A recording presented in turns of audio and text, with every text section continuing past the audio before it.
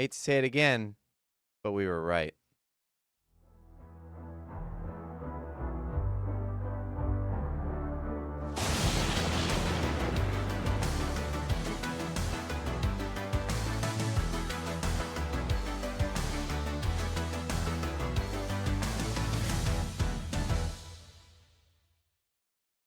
This is so ridiculous.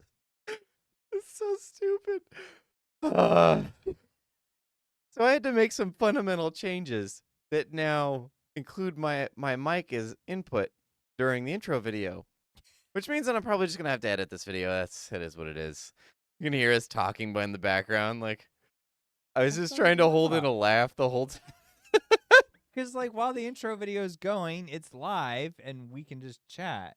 Right. But now, no more because Nope. of all the audio issues. Yep. The It's charm very of the annoying. end of the conversation that we were having that you can't hear is not a factor for this episode.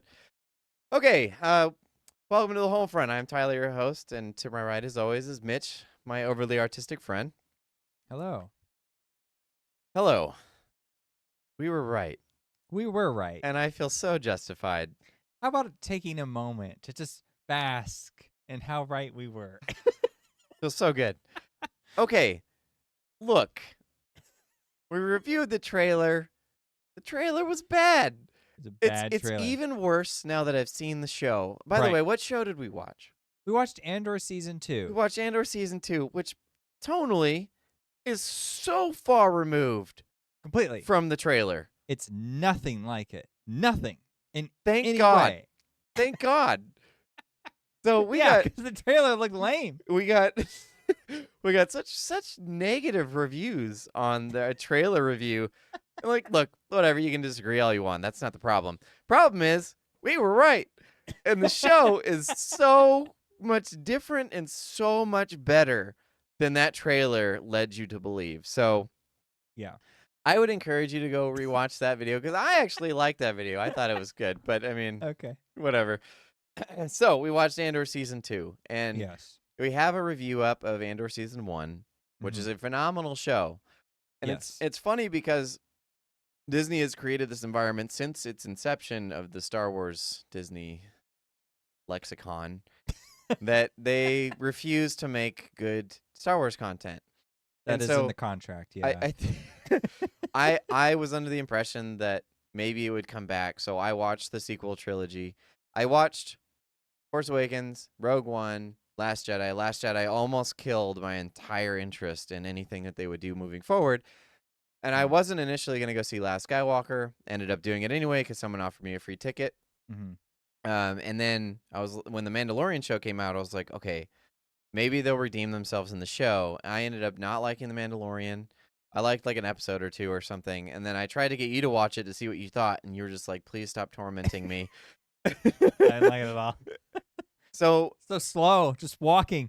So much walking. maybe we'll have some commentary on that someday. But after that, like I was just kind of off the train. I watched the first season of Mandalorian, and I was like, you know what? It's kind of over. It's done. So after I like kept up with what was being released, but I didn't watch any of it. Okay. And you were just kind of like, Star Wars has just been dead since Force Awakens. Why are you keeping up hopes? You were just like, let it go. And to me, it died right at the end of that movie. I was like, it's Star Wars. I'm not letting it go. And you're just like, you gotta stop doing this to yourself. So Andor was announced, and I was like, why the heck would I watch Andor? And we even mentioned this. It's a secondary character in a spin-off show or spin-off movie that kind of like had the illusion of being good, but had gone through so many changes. They were just kind of like, this isn't even a pure film. So why would the show based on that movie be good? Makes no sense. But I was like, you know what? This seems kind of weird. It doesn't involve some of the people that I dislike. So I tried it. And I was like, wait. I rewatched it. And I was like, this is bizarre. What is Well, it's what almost is this? incomprehensible. You start Yeah. going through it, and you're like, well, Wait a this minute. isn't anything like everything else I've seen. But it's good. yeah. So Well- I eventually forced you into watching it. I had to make this whole show. So the HolmFront is actually just about me getting Mitch to watch Andor. That's what this whole endeavor. So I've had to suffer through It's been building to this moment. multiple episodes of this show. Been like, I don't really care about any of this. I just want you to see Andor.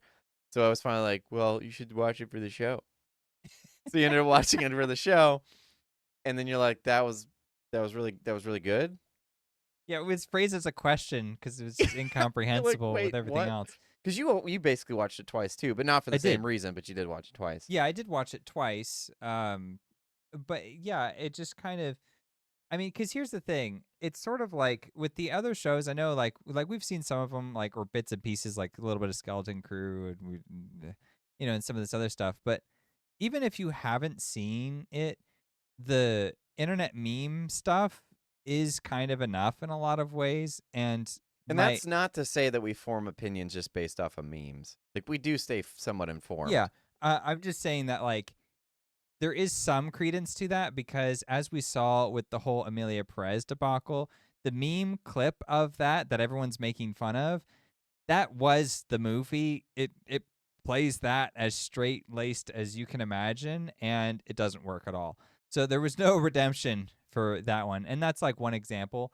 What I'm just saying is like their reputation just really preceded them with a lot of these shows, and then you would see like extended clips, and you're like, oh, that seems terrible. Oh, that seems terrible. And I think for me, a lot of this was just like there was so much like lukewarm attitude, like, well, the standard has been lowered because of the prequels. And so, we're just getting Star Wars again, and it's more Star Wars content, and that's good enough. And like, well, it's just for, the casuals. And I held the line. I just held that line. I said, nope, Force Awakens ruined it. Prequels weren't very any good, and they're no metric of a standard by any reasoning. No sensible person should be using them as a pinnacle of cinema making. So to me, I was like, it's got to be like the originals or it's got to be good. And those are the only two criteria for me to appreciate. And Andor is not like the originals, but it is very good. And I think I'm so happy now that it exists because now I get to tell people, go watch Andor seasons 1 and 2, and then you come back to me and you're going to talk about how great it was. I know you will because it's such compelling drama. And then when it ends and that final reveal, which I'm not going to spoil in this episode, but when it does that, it's going to hit really hard. I was a wreck for like a week. I was like, oh my gosh. Ugh. That's so brutal. And I just can't imagine anyone coming away from that and not having the take of, yeah, Mando probably wasn't that great. Well, they just don't compare. I Because remember they don't whatsoever. I remember texting you and I was like, this just isn't fair. It's not fair. This is not the same universe. It's fan fiction versus someone like understanding the parameters that Star Wars lays out, and he's like, I'm gonna push all of them. And he just kind of was like, he respects them for sure, but he like goes up to all the lines. Yeah. He's like, I'm gonna fill this with as much as I can.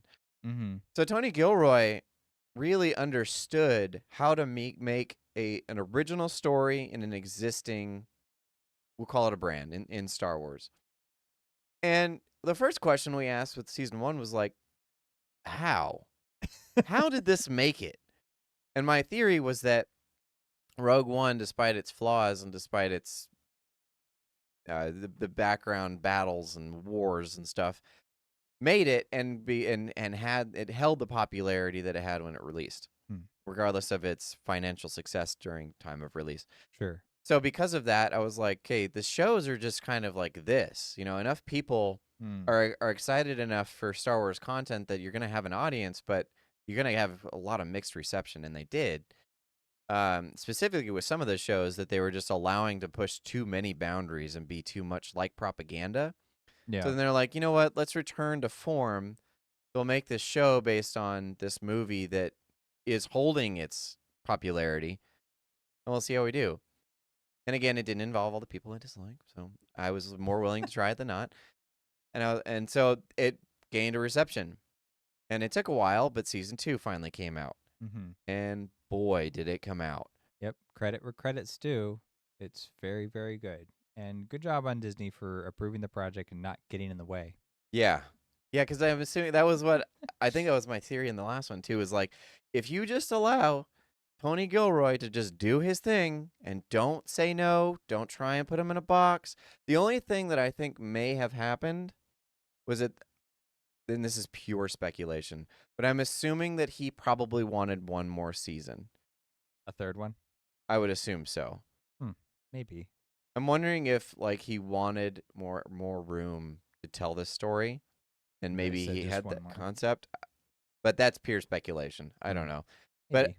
considering how expensive this show was, I'm imagining that he was like, okay, this got to be it. If this isn't a financial success, which is hard to metric in a streaming platform, which is what Yeah. this is released on, because I don't know if Andor, especially given the context of Star Wars as it exists, is going to be enough to pull enough people into Disney Plus Mm-hmm. to make up the revenue. But I not Yeah, I that don't know if financially it savvy. really works that way, which is, a bit of a shame. But I feel like the thing that Disney can get out of this is just good press. And that's what they're going to get because it's deserved. They're getting it from us, They're getting it from us. Yeah. We the highly highly critical ones. recommend it. So, okay. So, why is Andor so good? Why is season 2 just great? So many reasons. I will start with aesthetics. This Okay. show looks absolutely incredible. Yes. Again, refer back to my original point. This is not fair. It's not fair.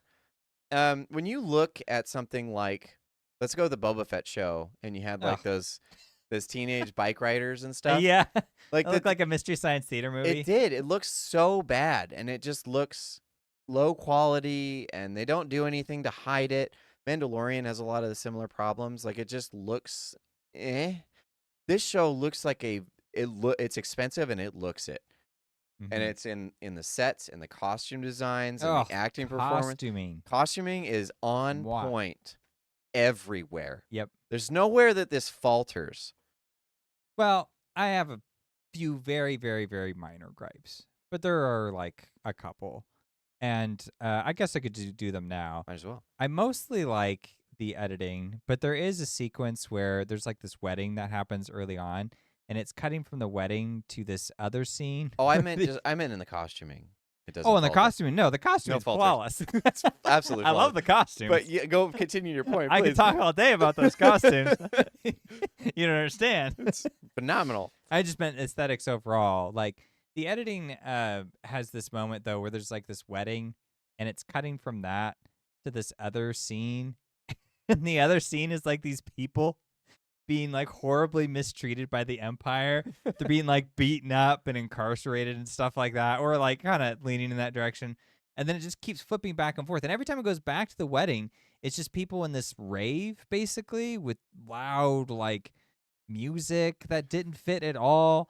And I was just thinking, why are we doing this? In fact, a lot of the episodes felt like they would have come together better if they had just picked like who were following that episode, like Game of Thrones, where Game of Thrones, it doesn't show you everybody in every episode. It's just picks, like maybe 3, and we're going to follow these 3 characters for this episode, and then we'll do different characters next episode. And I kind of wish they had adopted more of that. Later on, there's an episode where there's a bunch of characters in the same location, so it's just all that one scene, and it's the most talked about episode if you haven't seen it yet. And it's the most talked about not just because of that reason, but because it's so visceral and intense, and it's the payoff to everything that it's been building to. Yeah. So I think that was like a real clear testament that stop cutting away so much and just let scenes breathe, or not necessarily scenes, but let them just connect one into another, and never mind this jumping all around. And there's a few places too where there's like a scene of 2 characters like talking early on that I'm like, I feel like they're saying something they already said to each other earlier, but they kind of need to redo it because it's been a while since we saw them. So just a little bit of that I didn't quite love. But yeah, sorry, you were going to say? Well, I apologize. I thought you were finished. So I think the reason they did that, the jumping, was because they dealt with kind of similar, not issues, but they were in similar veins, right? So the wedding scene deals with a lot of, it's espionage, but it's also cultural issues. Mm-hmm. And then the Empire thing is dealing with also the espionage thing. So they kind of mirrored each other, but it would have been easier to deal with if you kind of chunk of one, and then the other. Yeah, bigger Like, chunks, I guess, is what I want then. Sure, bigger Yeah. chunks, or like you said, just kind of hyper focus, just finish out the wedding thing, and then Mhm. go to the Empire thing, because you'd shift over. And that would be more classic Star Wars, in my opinion, because you kind of get a Mm-hmm. resolution, and then it does like the screen wipe, and Yeah, then do a screen wipe. it Yeah. moves over to the Empire.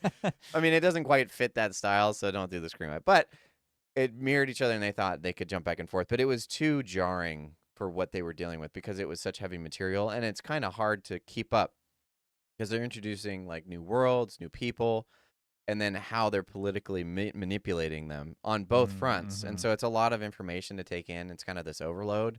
Yeah. So doing two at once was just like, this is a lot. Okay, I had to watch it Mhm. twice to remember everything. I was like, oh, okay, that's what they're and these guys are doing. Okay, all right. Yeah, and I find it worthwhile to bring up simply because a lot of people have mentioned that it does start slow and that the payoff is later. Most people didn't like the first three comparatively to the next 9. I like them well enough. There's one plot line I wasn't as interested in, or at least it just went on too long, which we'll talk about. But other than that, I felt like it was plenty compelling throughout. And the ending just makes everything worth it. So Yeah. any gripes you have are just going to evaporate by the time you get to the last 3 or 4 episodes, Right. where it just really sells the story. Yeah, and I think with that, I mean, what we should just showcase some of the aesthetics. And Yeah, then some of so that scene. yeah, we thought we'd do something new where we're actually going to sample a scene, and so we're going to provide our commentary as it's happening. And I picked the scene, but I think your commentary on it is actually better than mine. We had a couple of scenes we bounced back and forth, but we're like, yeah, this one's probably better. It handles more. It's longer. Mm-hmm. It's going to be an early scene. It's in episode 1, I think, Mhm. right? Yeah. So it's episode 1, so it's not really spoiling anything. It's just the introduction to one of the returning characters, and there's just a lot of interesting intrigue. So if anyone wants to tell you that, well, Andor wasn't as good, you just have them go and watch this clip, and then you just tell them all the things that we're going to tell you here, and then you will sound super smart. Yeah, as if we sound smart. Okay. Okay, so it's just gonna start right away. Yeah, and we're just going to let it play. So I really love this moment. It's Mon Mothma's daughter. She's getting married, and she's leading her friends in to show her, we don't know yet, but it ends up being her dress. And I love how they're just kind of being funneled down. Their eyes are closed, and then they're all shocked to see what it is. And it's kind of like this. It's introducing what's happening to them, but it's also kind of emulating what we're experiencing, where we don't really know what we're getting yet, and then we're going to be kind of wowed. So it was a nice microcosm of the whole show. Yeah, it also shows us the culture a little bit. Like they're all Yeah. excited, even though like this arranged marriage and stuff. Mhm. And then you've got this. Oh, go around the house. Yeah, I don't know if you I can don't hear even know it, if but you he can says- hear it, but It sounds like Kermit the Frog, that does. dude. I don't know what happened there. So the interesting thing about this scene, which was the commentary I was providing, is that you're at this classy event. Everyone's well dressed. There's this music in the background to correlate with all that. And then this character introduces a problem. But underneath the words that he's saying it's some parking issue. Someone's taking up 2 spots, and he's relieving that. But because he's saying it to Mon Mothma and because of who he is, Mon Mothma knows that there's something more going on. So now you can see that written on her face. And she's got a determined stride, but the music stays the same. It drops a little bit in tone, but it keeps that kind of like classy, fun event kind of feel to it, Mm-hmm. even though something is bubbling up from under the surface. So now you're introduced to Vel, and Vel is another one of those characters.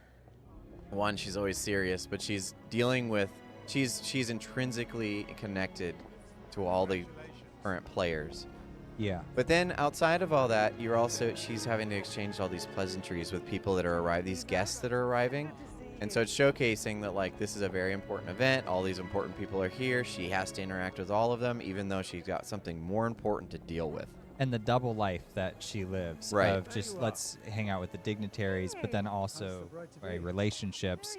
And this is one such interesting one where this is a former friend of hers from season 1, but his behavior is just really off, and it takes her a little bit to kind of catch on, but eventually she does, and it's this nice prelude to what's going to happen with their relationship as the story goes on, and it's just a great way to kind of naturally and organically, okay, of course he would show up at the event and then they would greet each other at some point, but when that happens there's a bit of awkwardness in the air, and it's up to her to identify that and for us to catalog it in our memory, all in this really beautiful take of just seeing different people one shot just motioning through everything. Yeah, if you'll notice, this has been one shot since the beginning till now, and now she's contemplating the interaction she's just had, because in the first season, this man was a trusted friend, someone that she was trying to pull into the circle.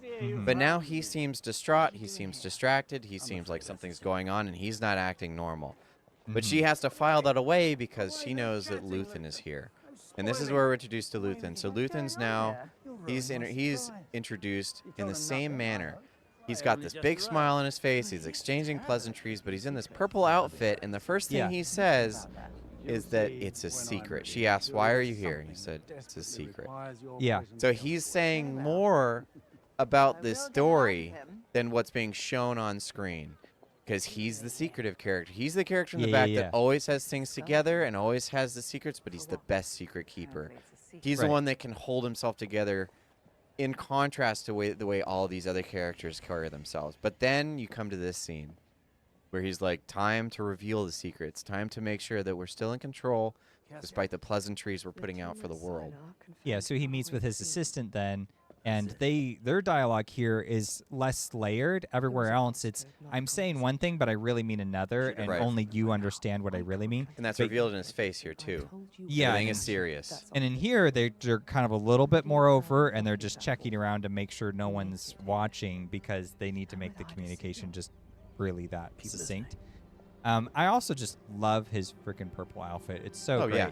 Not just because it looks awesome, but also because him being in purple is that combination of red and blue. And from what we know of Star Wars, you know, the blue is lightsabers, like the good guys, the red lightsabers, the evil characters. And so him being purple is that Mace Windu, that mixed gray area character, which makes total sense because even though he's creating the rebellion, he's using a lot of tactics that the Empire uses and justifying it as the only way to actually win against them. So that introduces that moral complexity that his character has. Just such a great opening, just so solid. I love that opening. Just it just what a welcome into the show. Yep. And just get a lay of the land for all these important characters. Yeah, because it sets up, brings back Mon Mothma, gives her a little bit more detail, and you know it's dealing with the complexity of the political nature of her standing, but also her arranged marriage with the daughter. And then it introduces the tension with the friend that you're supposed to trust at this point. And now you know that it's probably you can't. Brings back Luthen and what Luthen's up to. You're kind of questioning, like, what is he doing here? I thought he's someone that always worked in the shadows. Like, his place is the antiquities shop. He shouldn't be arriving at this event. And the fact that Mon Mothma is discomforted by it tells us we should be discomforted by it.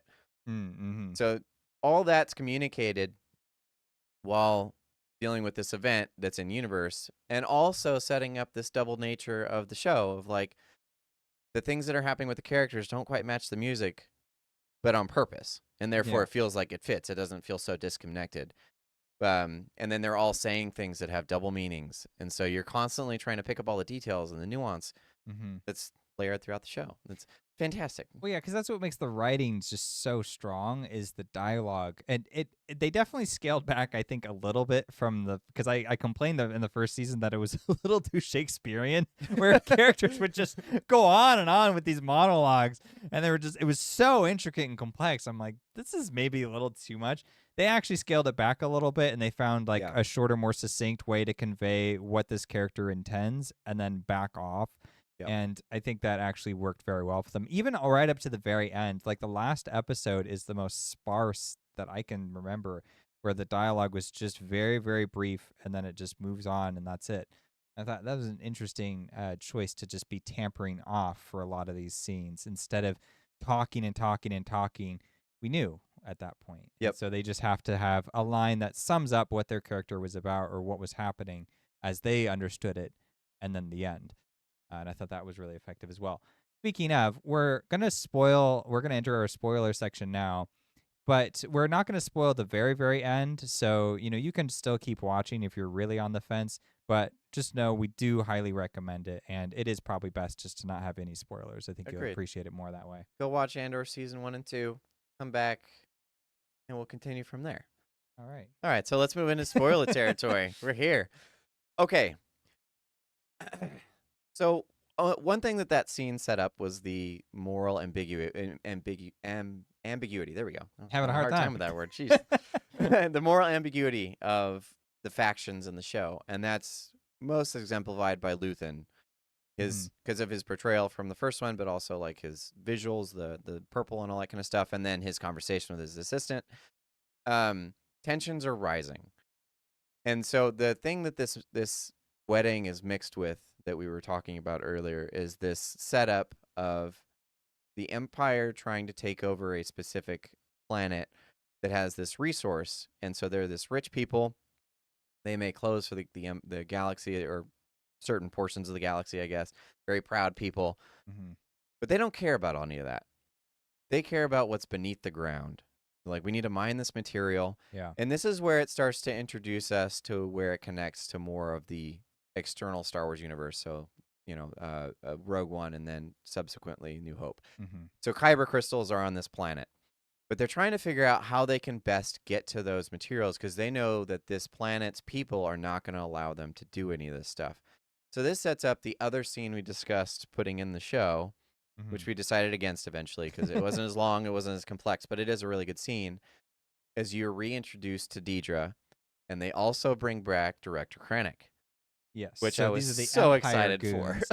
Deidre was my favorite character in the first season. She's the ISB agent. She's basically there to uproot like the rebel alliances and hunt them down, and sort of in charge of the espionage. So yeah, she's at this a very important meeting with Director Krennic, played by Ben Mendelsohn. Mendelsohn, there we go. Mhm. Yeah, and she has quickly risen through the ranks to where she's allowed to sit in this room now, and at the request of Director Krennic.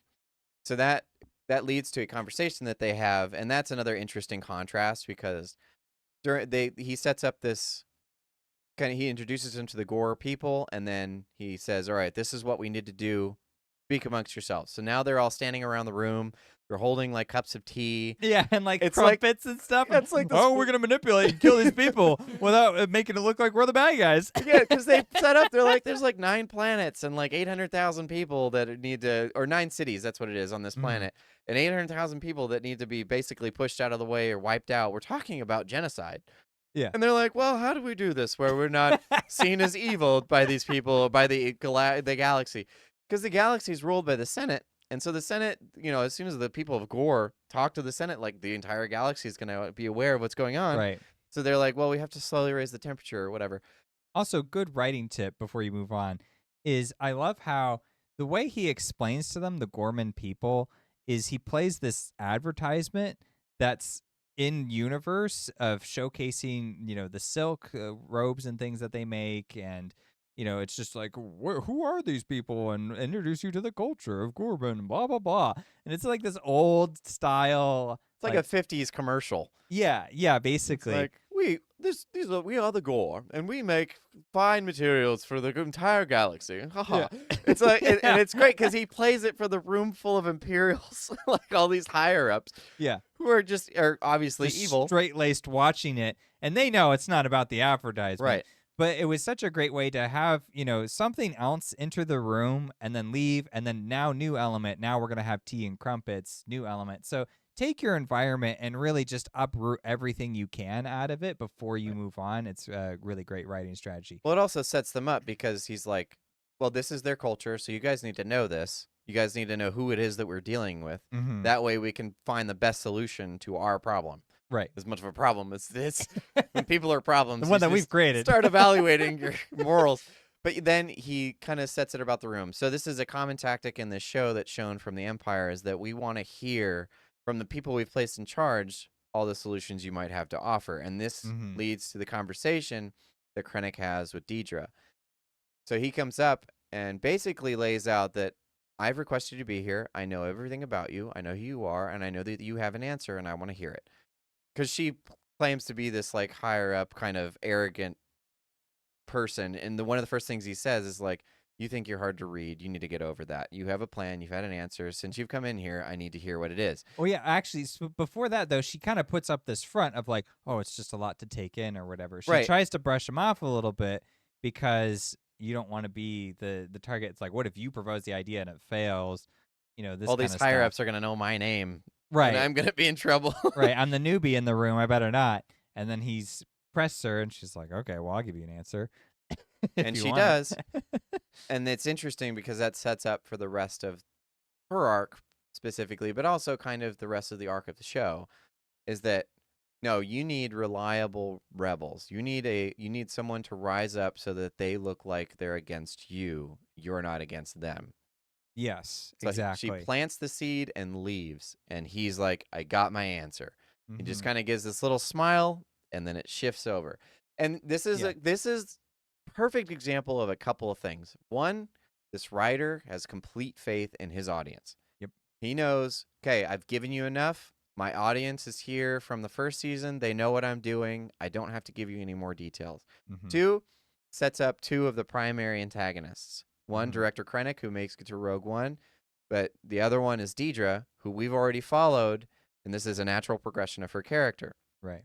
She's confident enough to say that to Director Krennic, even after playing her cards as if she's not, but she's also intelligent and highly calculating. Right. She's someone who has understood the problem, found the solution, even though, well, despite all the things that might mean. And you find out what that means as the show goes on. Yeah, because that's the thing. When he first said that, I was like, "Well, what does that look like?" Yeah. And I think it's so well intentioned. But everybody asks that because question. right, everybody asks that, and then it just sits with you the whole show until you watch episode 8, and then it shows you exactly what that looks like, Yep. and then you go, "Oh wow." But it also shows you That that was Deidre something. didn't quite know the extent of what that looks like, too. Yeah, so she kind of backpedals after that, which I think is really fascinating. She's like, "Oh, I don't want to be in charge of this project." Yeah. It's like, it's your idea. Why don't you want to be in charge of it? Because she knows, like, on some level, unconsciously or otherwise, what this is going to look like, and it's not going to be pretty. And when that moment finally arrives and she has to be involved with it, there's such great line delivery. Like, as she says, like, proceed with the plan or whatever, she like cracks in her voice just ever so slightly because it's this nerve-wracking thing where like I'm really overstepping and going into a place I don't want to go. And I can't, I feel like I can't not do it because everyone around me is just like, all right, well, we're following the orders and this is the orders and they say this Yeah, and that. everyone's a drone, but she's Yeah. a free thinker.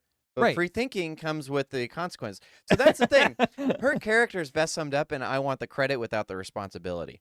Oh, Like, yeah, that's a I great point. provided Yeah. the idea, but I don't want to be the one executing it. And they're like, Yeah. you provided the idea. You're the one executing it. Enjoy.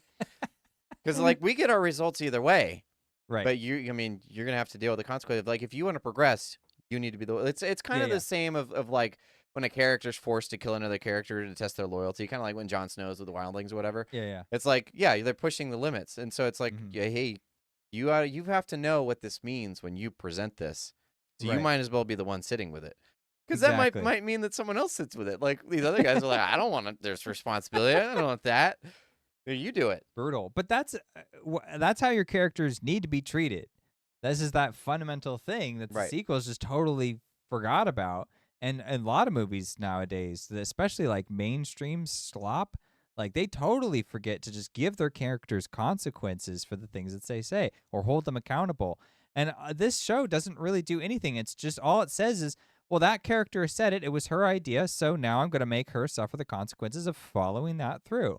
Even though she is going to have some conflict internally about all the implications that comes with, because nobody wants those implications. But someone has to take it. And, you're the one who has ownership over it. So there we go. And there's a kind of poetic justice, I think, to that. There's an interesting thing that they do with this show as well.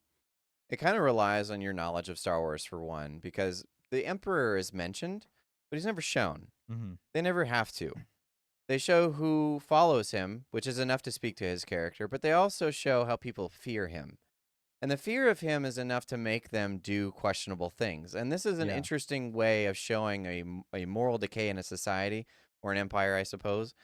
And it's like how far will you go to avoid the fear that you feel of something ominous like that? Yeah. And this emperor has instilled this fear to allow people avenues of thinking that these actions are okay or even necessary to commit in order to retain your life or your livelihood. Or it's that apathy we were talking about in the first episode, how that's created to where it eventually devolves into actual evil. Because that's what ends up happening in episode 8. It's just like, how can you justify this? You Right. can't. But you can see how you got there. Mm-hmm. And it's like, I don't like that I can understand this. Yeah. Because that's horrifying. But if I'm afraid of the consequences of not doing it, how far would you go? Yeah, exactly. And Deidre went all the way.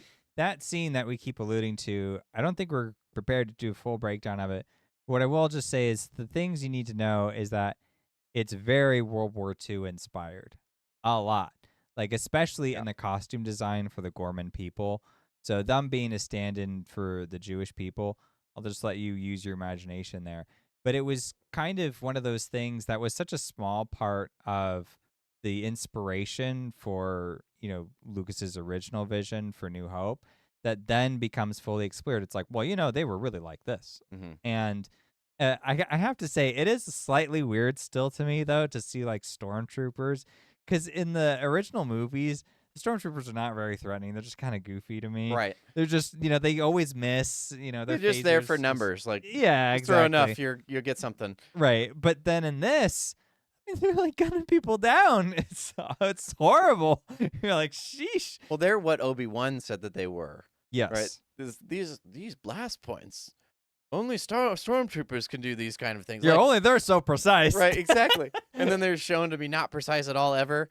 And then this show's like, we're bringing back the precise ones. It's like, oh man, these guys are effective and terrifying. Bring back precise stormtroopers. Yeah, bring back. Yeah, we'll make a shirt. I like the fact that that's something that this show did as well, was that made the Empire. Not only did it add so much depth and so many layers, but it made them intimidating again. Yeah. Because that's something like Mandalorian and all these other shows just seemed like they weren't interested at all in. Mm-hmm. This show was like, no, what if this force exists, this is what it would have to be. Mm-hmm. And it doesn't pull any punches, and it's quite satisfying. Yeah, the Empire really is. I mean, the thing that's so great about them is in this show, they depict how they are not all powerful. They can't just go to Gorman and just wipe everybody out and take the mineral resource. Right. They will get such political backlash that it will become a real thorn in their side. Right. So, go ahead. Well, I was going to say that the only thing that, because they're holding everything by insidious measures. Yes. They have just laced through where enough people don't want to fight back because of the consequences that might come with that.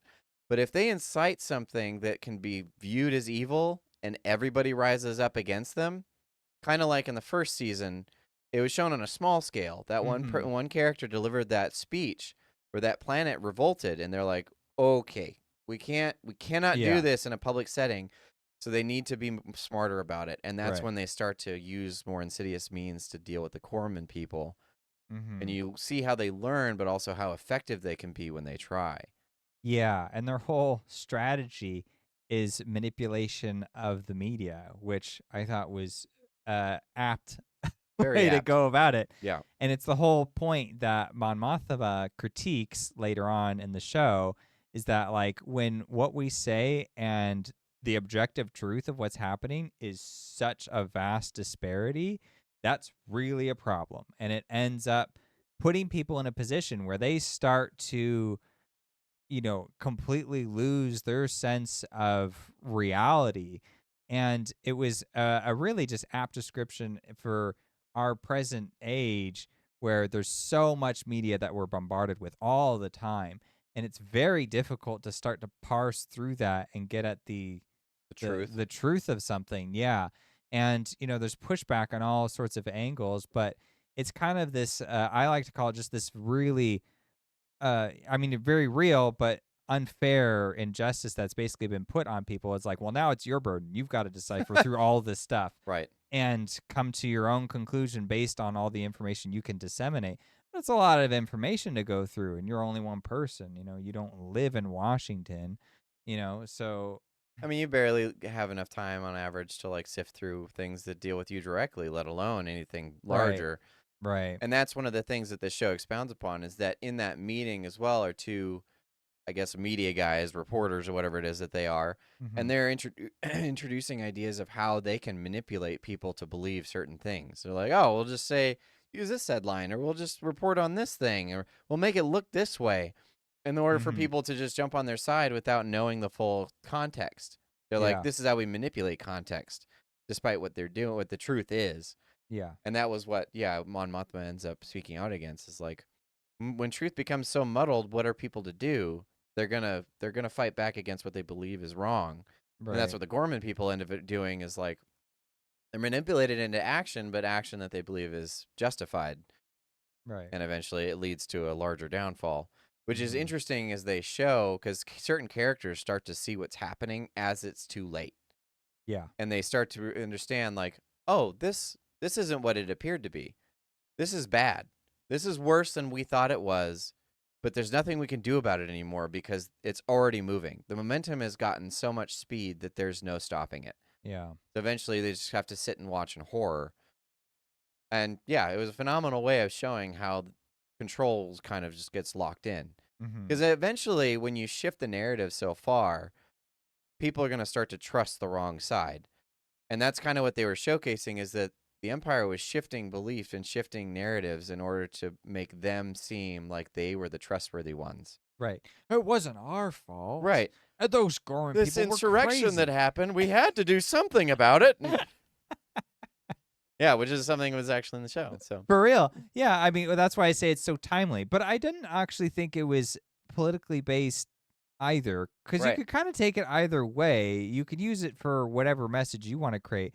But that's what good art should do. Agreed. Is that it just presents the information. It just says, well, here's the people in control. They're the bad guys in this scenario, and this is how they manipulated all that information. And then it says, okay, so now they're evil for sure. But then you have all the people who work for them who aren't really evil themselves, or are very questionable at best. Like Deidre and her boss in particular, his arc was really fascinating how that finishes, because he's not even like, he has this moment of revelation where he's just sitting by himself. And I can't remember his line, but he says something to the effect of, like, I really thought they would just like cave. bend, yeah. Yeah, I thought they would bend. I thought they would relent to all of the pressure that we were throwing at them. I thought they would just comply, and they're not doing that. And he was just kind of like taken with, like, wow, they just refused to do that. And now it's a full-on rebellion. And he kind of had to sit with that realization, because, like, from his perspective, he's like, well, I was forced to either side with the Empire or, suffer the consequences. So I just said, I'll side with the Empire. That's what everybody should do. It's the safe bet. So let's just do that. And then as things go on, he just turns a blind eye and turns a blind eye and turns a blind eye, until eventually it pushes back and he goes, some people aren't going to do that. And this is revelation of humanity that he gets. Well, and that was a callback to the line of the manifesto he was listening to from the character from the first season, of just going through, because his belief was that the Empire by nature was oppressive. He's like, this shouldn't exist. So we, by our very nature as humans, need to be resisting of that. And he was going through freedom and what freedom meant. He's like, freedom is a pure idea, and it's something inlaid with all humans. And for us to naturally push back on the Empire and for them not to like that should be indication enough that we should be pushing back against it. And that was what he was listening to before that scene happened. He was listening to the manifesto of this kid, and he was like, okay, this is something so ingrained that we aren't going to win again. Like, they're not going to bend. There's going to be enough people, or a solid core of people that aren't going to, they're always going to resist. Yeah. Despite what I might believe. And it was like crushing to his fundamental worldview that he couldn't handle it. He's like, man, I've got to suffer consequences because I was wrong in my assumption of people. When I should have known better. Yeah. But I kind of saw it as like almost like a moral transformation. To me, he seems so resigned, like he had accepted that, okay, I was just fundamentally wrong, and I almost wish I had more time to sit and like reconsider and like like repent or reconcile the things that I've done, because it's just, I have been on the wrong side, right? Because this doesn't work. Like, it's because he's all about like the end results, right? And he's the person who's like, well, we'll turn a blind eye to the logistics of how you broke the rules, assuming you get the results that we're looking for. So I could see him I mean, on some level, that logic is very rebel focused. And Right. that's the other beauty of the show, is that the rebels aren't necessarily pure good either. And there's a lot of complexity in that. I mean, some of the characters just straight up sanction other people to die on multiple levels, sometimes in groups, sometimes it's just individuals. And they know full well that's what it's doing. And they just sign it off because to them, the cause is so much more important. And like that's where the story just feels really tragic, because they're not wrong. The cause is more important, but it does say something really ugly, that you're willing to put a cause above a person because you're supposed to be fighting for that person. Right. And when you decide like, well, now the cause which protects the person, I have to protect that first, it's like this betrayal of their own moral compass. Mm. But that's sort of what these, revolutions require of you. And I thought that was a really interesting angle that was explored pretty well. And that's maybe one day we'll have to do this scene. Maybe I should have put it here, but that's the speech that Luthen gives of when that guy asks him what he sacrificed. He goes, I made a pact with ghosts. People that I've made this plan with are all dead. And it's kind of like my past is my future. Like I know that I'm going to share their fate at some point, and that I've had to sacrifice everything in my character that allowed us to make this plan in the first place in order to make this plan work. He's like, I have to sacrifice my own self in order to be successful. He's like, I think the line is, I'm condemned to use the tools of my enemy to defeat them. He's like, and I'm standing on this moral ground, but eventually I get so far that when I look down, the ground is far below me. I can't see it anymore because I'm no longer standing on that ground. He's like, and that's kind of what this show embodies, is like, how far do you need to go to fight evil? Like, how evil do you become to fight it? And like, how much of that is necessary? And like, there's that one scene where he kills his contact. He's sitting there basically promising them that, oh, you'll be safe, you'll be okay. And then he gets up and leaves, and the guy's left dead on the bench. Yeah. And it's like, yeah, I mean. And that was not some minor character. Like, he interacted with him quite a bit. Like, he knew him Right. for years. And for him to just, in cold blood, be like, all right, you're gone because you know too much and it's too dangerous to have you around. Yeah. Well, the Whoa. detriment that you could cause to this Right. is worse than if I just kill you here and deal with my own moral ramifications. Right. But at some point, he felt like he was too numb to any of that anyway. So he was basically no longer human. He was just this. He was the tool. He was the machine moving and grinding this rebellion forward. One of the things that was interesting in the show, which is showcased a little bit in the first 3 episodes, despite how slow they are, is kind of how inept and disjointed the rebellion is. And that's one of the reasons he kills that guy, is because finally they're gaining momentum. Finally, they're standing a chance. Because he's using the events that the Empire is setting up against them, if he can just do it properly. But if he has a hiccup anywhere, including from some of his own agents, he's got to get rid of them. Yeah. So one of the things that it showcases is that Andor steals a ship, and he has the wrong schematics. So he flies the ship out, and he's like communicating. He's like, I don't know how to fly this thing. This is not the one I trained for. Right. And so it's showing like the communications, or like their inside guys or whatever, everyone's kind of miscommunicating, or they're not on the same page, and everyone's suffering for it. So he lands to meet a contact and runs into a ragged group of other rebels from a different faction, and he has to prove to them that he's also a rebel, but he can't because they're also disjointed. So he has to make an escape. And I thought it was interesting because that was their way of showcasing how the rebels are dealing with their fight on multiple different factions, and how the Empire is kind of cohesive. And they show that by how they sit everybody in the room and determine how they're going to deal with the Gore people. But then as the show continues, like this shift happens. The Empire starts to become a lot more paranoid as they start to crumble. Their grip starts to loosen, and the rebellion starts to gain more cohesion as it gains momentum. Right. And that's culminated by that episode 8 set of events. Yeah. And like, yes, we gained victory, but also Mon Mothma turned that against us. She went into the Senate, burned all of her credibility as a senator by proclaiming the truth to the entire galaxy, essentially. Right. But because of that, like now we have 2 clear defined lines. It's like, now the truth's in the open. There's no more subterfuge. There's no more espionage. Yeah. The truth is out there now. Everybody knows. And that's that's where it culminates in the last couple episodes, which is so good. Yeah, going back to that early one, it is slow because it's like it's just a bunch of morons Yeah. interacting with the rebels. But I did like that as well. It was a nice way of depicting just how unorganized and how you know they would just because the rebels are constantly distrusting of each other How and could you not constant. be? Well, yeah, exactly, because you don't know who's going to sell you out to the empire. But they kind of they need that trust so that they can be organized on some level, Right. so that they can actually accomplish something. Um, it kind of reminds me of just those moments in history where everybody kind of rallies behind something like a moral injustice going on in the world. Yep. The most recent one was everybody rallying behind how bad Amelia Perez was. That's probably gonna be one of my all-time It favorites. just I think. warms your heart. It's just literally everyone was like, "What is this crap?" Yeah, this doesn't speak to anybody on any level at all. Like this failed miserably. And then you have the show that did not fail. At all. And thank God. Seriously. Yeah. I mean, see, this is why you should hold a standard, right? And I don't think you or I were saying, well, it needs to be like this. We just said it needs to be good. It needs to be compelling. And they rose to that occasion.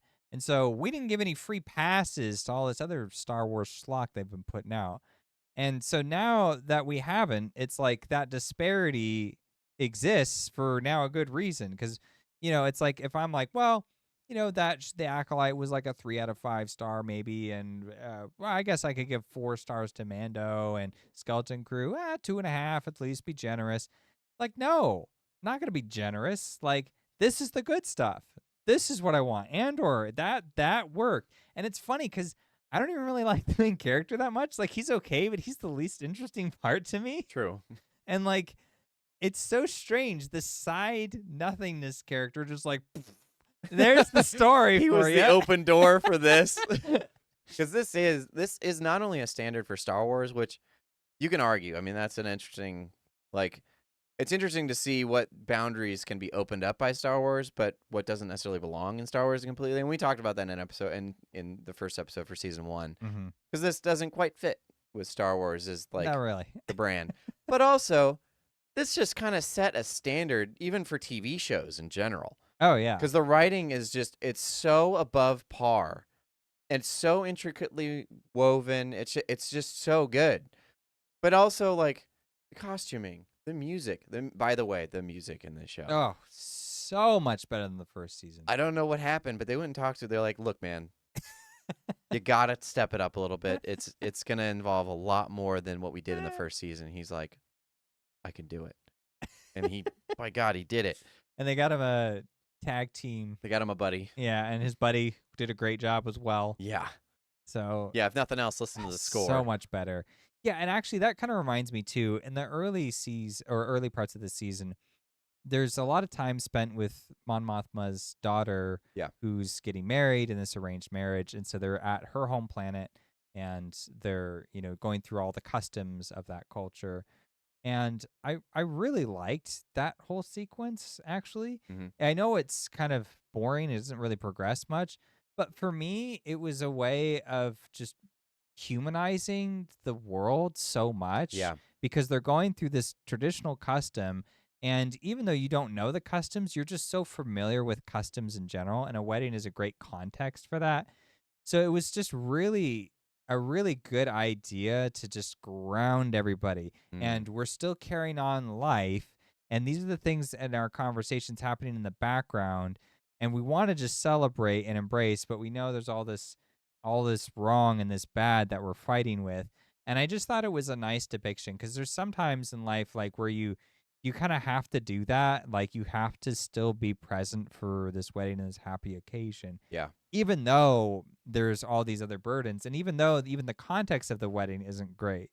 Right. You know what I mean? It's like, but there's still like this important need to just carry out tradition. Yeah. And I say that because it does spend some extra time to just showcase some of the traditions, and it's not really given with much other thought. And I really appreciated that element. And for me, it really like cemented that attachment. That and probably the other early stuff on the farm with Bix, and we find out with her. Yeah. Well, when you kind of give those edges to a culture, it helps your world building, but it also helps with the immersion factor. Because when I can watch something and see that you've put the time and effort into building these elements of this culture, it tells me that you care about your story, and then I'm probably gonna it's investing for sure, but also like I know that you've probably invested that kind of care in the rest of your story. Mm-hmm. So on for me, that's what that does. But it also just it makes it so rich to look at because it looks like so much thought was put into the costuming and the cultures and like the look of everything because everything wherever you go it looks different. Mm-hmm. And just to not like if you look at the Imperials versus the people in that arranged wedding scene, everything just looks so different even though they kind of mirror each other as like this formal event, but they're different aesthetics, I guess, is because Yeah. one's kind of a dark room, but it's also like they got the tea and the crumpets and things. And then Yeah. everyone else at this wedding is brightly colored and everything's kind of flowy and drapery. Like one of the things in that first scene actually was where they show that dress. It's got Mhm. kind of that elegant butterfly-esque look to it. Yeah. And it's like this is what this culture embodies. And then this is like the very formal and kind of everything's just straight Yeah. and nothing flowy, nothing elegant about it, but it's just business kind of a look to it. Mm-hmm. But yeah, when you look at stuff like that, it's just very immersive. It's nice. It's Yeah. just nice. Yeah. It's a great show. So good. Well, do you have other things you want to cover about it? I don't think so. I think I didn't want to spoil too much, so I'm trying to refrain from too many of the details. Do you want to talk about Bix or no? Should we? Seems like I you don't do. know. I mean, I don't. you don't? I will say one thing is that she's like the emotional center of the whole show. I will say that. Which is why it's hard to talk about her, 'cause just It was a lot. It was Rough. it was it were a rough bit of the show. But it's nice in every to way for every person. yeah, if you come away not getting some kind of emotional impact from that, I would question your humanity. She does a great job acting in this, by the way. Yeah. I felt like she was a real standout. She did great in the first season too. She just didn't have a huge part. But the after effects of the first season and then some of the stuff that happens in this season as well, despite what some of the controversy surrounded her scenes, by the way, I didn't find them to be like this coming from an originalist, someone who doesn't give much credence to anything outside of the original three. And like I give some passes to the prequels, but really the original three is where I sit. Like anything that doesn't meet that standard, I really have a problem with. And that's what most people dislike about my opinion about Star Wars. Is like, oh, we're just getting more Star Wars. I'm like, this Star Wars sucks. Just no more. So when I saw this scene, because I heard about it before I saw it, I was like, okay, I get how this exists in the world that he built in this show. Yes. Is that this is kind of a natural progression. Like this is something that this would allow. And I understand that it is mature content and it's tough to deal with. But it also like the story didn't box it out in a way that it was too jarring. And, like the problems that you'd have with that scene or the problems you'd have with the show is that yeah, this is pushing all the boundaries that Star Wars created. But I still think it fits enough to where you can like I don't justify it at all, but the content is justified within the narrative. It is.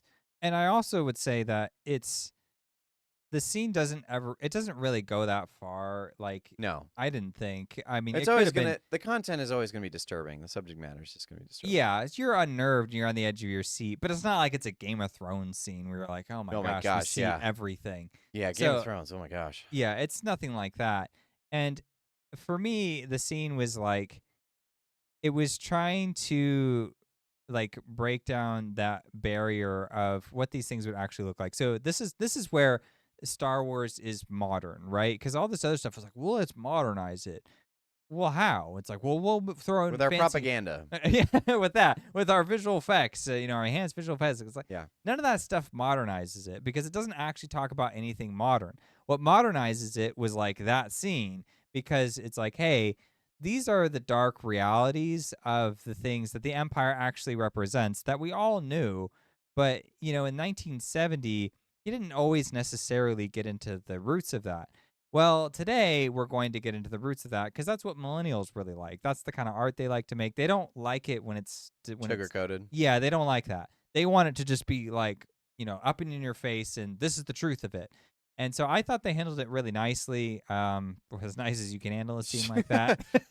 And the other thing I'll say about Bix herself is that she's the kind of personification of what this type of universe can do to a person.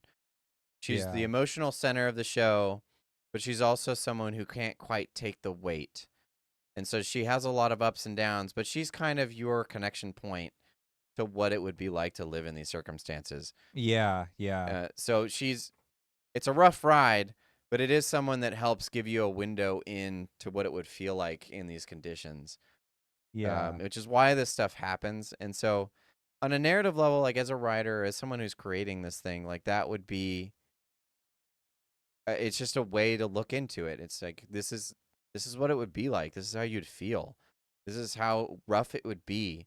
It's not just all adventures and fun and, rise to the occasion and be the heroic figure. This can be really crushing stuff. Yeah. And so then that's what art's supposed to reflect, is how you deal with certain realities that aren't necessarily so pleasant.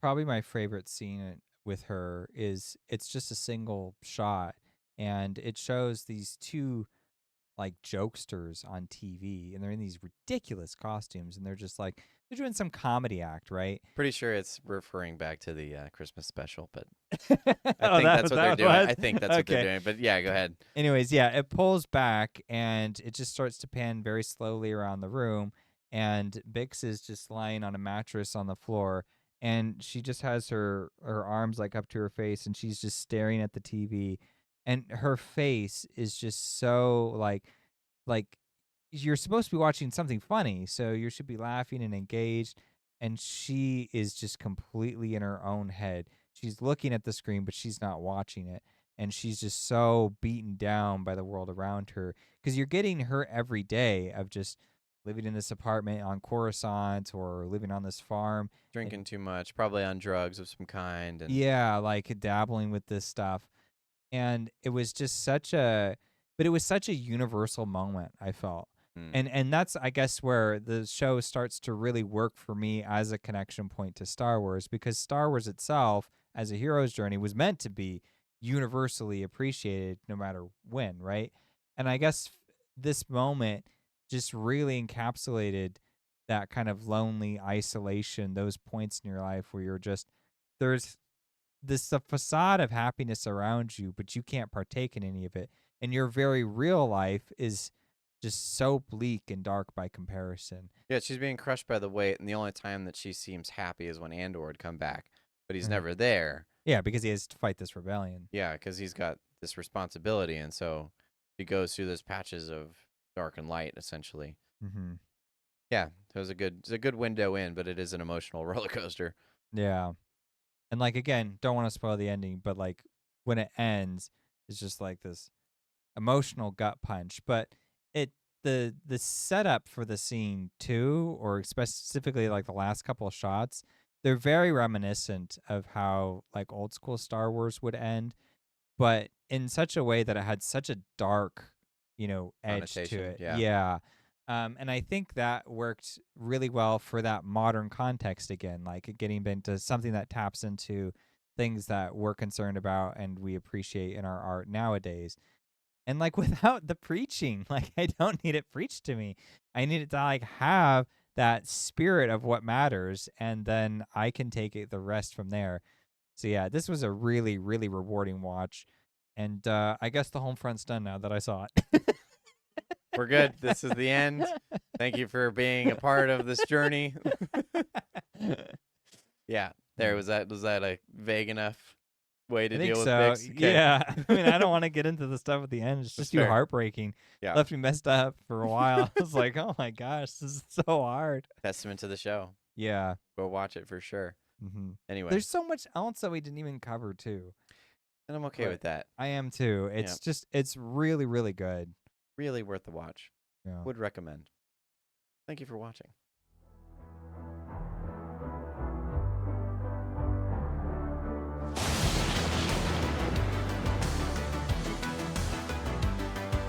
So you made it to the end of the video. If you liked it, please consider subscribing and leave us a comment. We'd love to hear what you thought.